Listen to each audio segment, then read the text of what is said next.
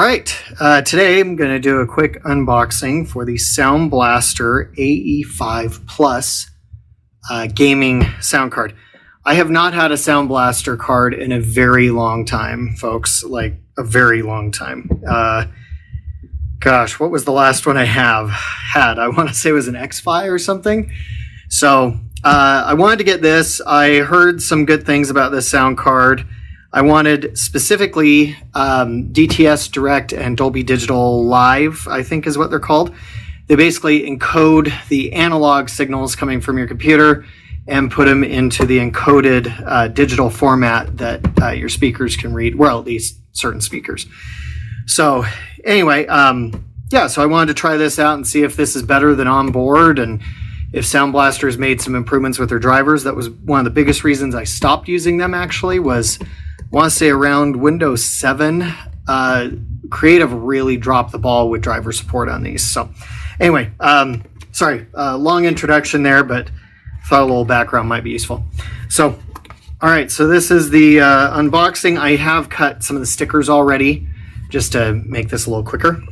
So we've got a little packet here. I don't know what's in it. Oh, cool. Looks like a sticker, maybe. I'm curious now.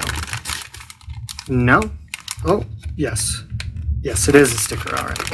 So we got a little Soundblaster sticker there. That actually looks okay.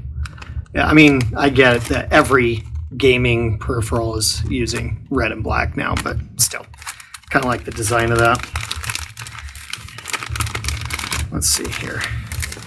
So it looks like in here we have the safety warranty information, but we also have the lighting kit installer. So from what I understand, this will allow your motherboard to take control of the LEDs on the Soundblaster. I'm probably going to take advantage of that in my setup since I have a motherboard with RGB controls on it.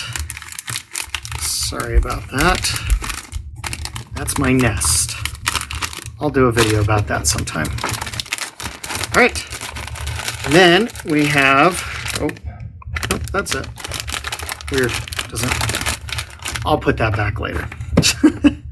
Here's the sound card itself and its packaging. Okay. That is it. So it's got that connector there. It's got a Molex connector, front panel audio. I think the Molex is for the RGB as well. Okay, thank you for watching. Make sure to like and subscribe if you like this. And also, I have a Patreon if you want to support further videos, etc. And also leave in the comments if you liked it, disliked this video, or if you have suggestions for others. Okay, bye.